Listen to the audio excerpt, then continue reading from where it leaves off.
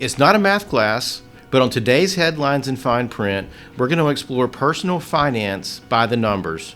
Stay tuned to learn more.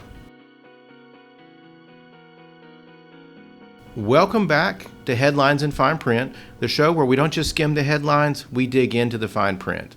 I'm Dion Williams, President and CEO of Piedmont Advantage Credit Union, and I'm glad you're here. Just as a reminder, before we get into today's show content, we have the show archived on our YouTube channel and Spotify if you'd like to learn more or listen to past episodes.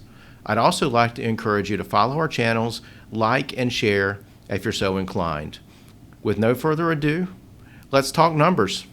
Let's begin with mortgage ratios because homeownership is a tremendous life event, and generally speaking, the mortgage payment may be your largest monthly expense.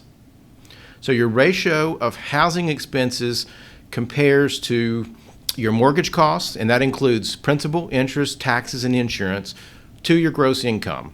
And your gross income is your pre-tax income, but we'll revisit that one in a moment. So historically speaking, the benchmark for this ratio is 28%.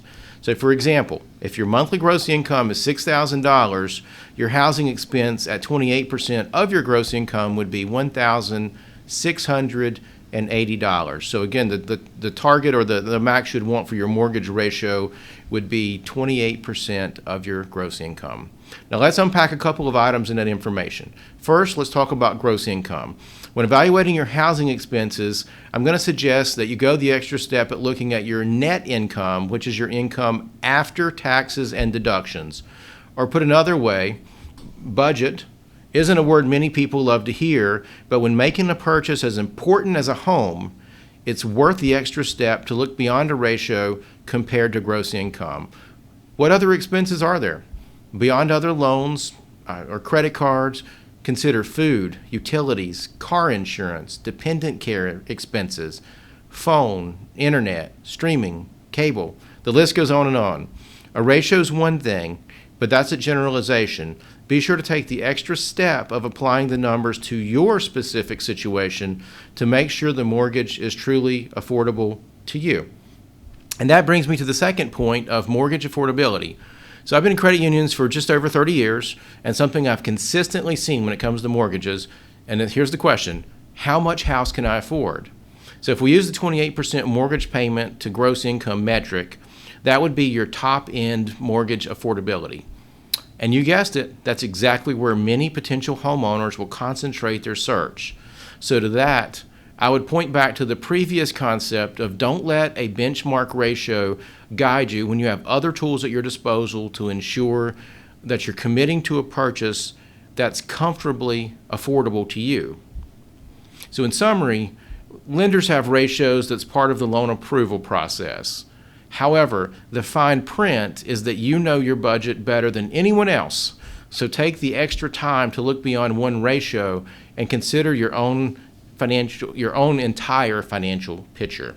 So that brings us to the total debt to income ratio. So now we move beyond just the mortgage to gross income to look at the total debt to income ratio. And there's multiple schools of thought on this: 36%, 40%, so somewhere in that range. But for our purposes today, let's just use the higher number of 40%. The debt in this equation includes your mortgage payment, your car loans, your student loans, credit cards, and any personal loans you may have.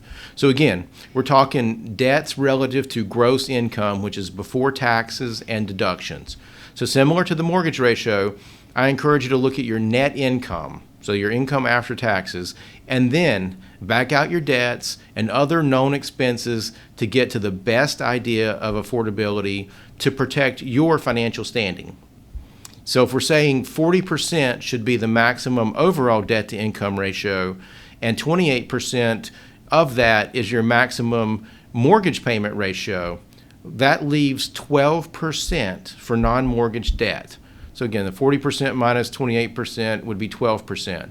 And similar to the mortgage expense ratio, there's no medal or bonus points for managing to the maximum ratio.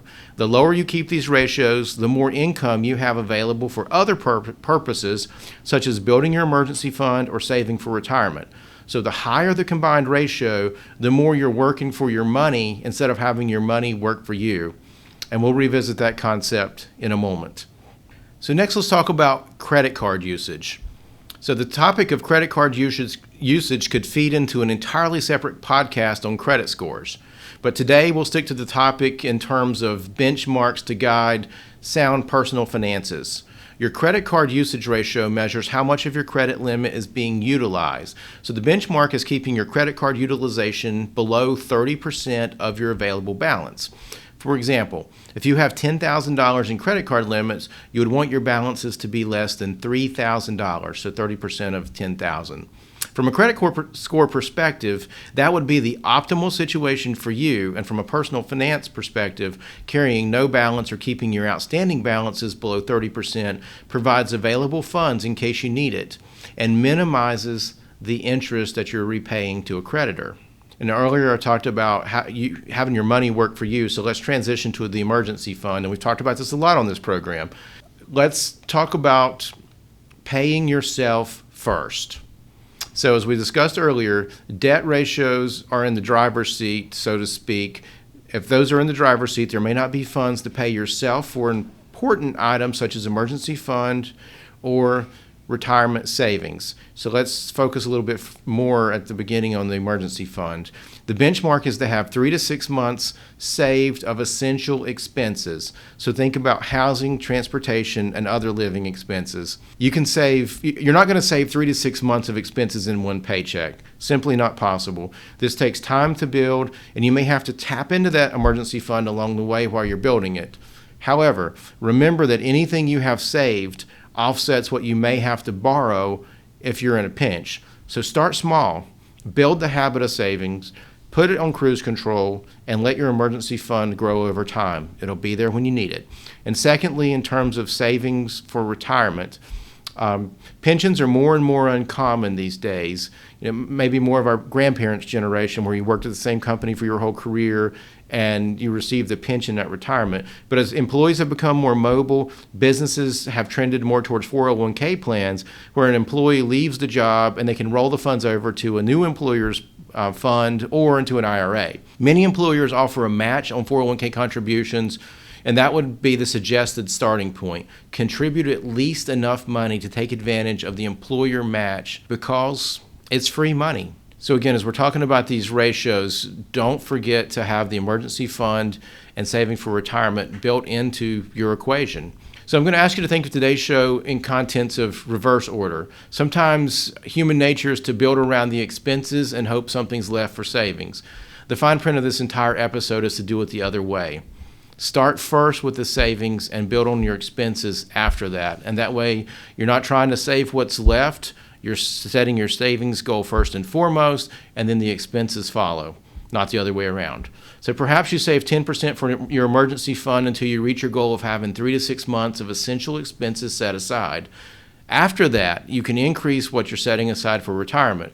But again, your starting point for retirement savings should be take advantage of the full employer match. Now, as you buy a home or incur other debt, don't let those items take away from your savings habits. Make sure those debts fit within the framework of your savings. It's not a sprint, it's a marathon. You've heard me say that many times on this program, and it may not sound exciting today, but years later you'll be very pleased with the outcome if you build around the savings plan first. Thanks so much for tuning in to this episode of Headlines in Fine Print. Don't forget to follow Headlines in Fine Print wherever you get your podcasts. Until next time, keep pushing past the headlines and leaning to the fine print where the story lives. Have a great day.